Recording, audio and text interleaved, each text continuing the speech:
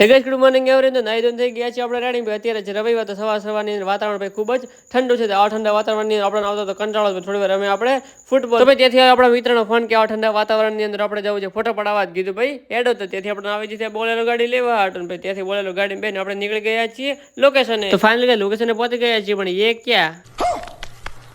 તો ભાઈ લોકેશન તો ભરાઈ ગયું છે પણ તો ભાઈ ફોટો પાડવા આવ્યા છીએ, તો ભાઈ ફોટા તો પાડવા પડશે. તો ભાઈ હવે કરવાનો છે આપણે એક મોટો બધો એડવેન્ચર. તો આટલા બધા પાણીની અંદર આપણે નાખવાનું બોલેરો ગાડી, પણ પછી ભાઈ માંડી વાળ્યું કે જો આટલા બધા પાણીની અંદર ગાડી ફસાઈ ગઈ તો ધક્કા મારતા પૂડે લાગશું. વાત તો સહી છે.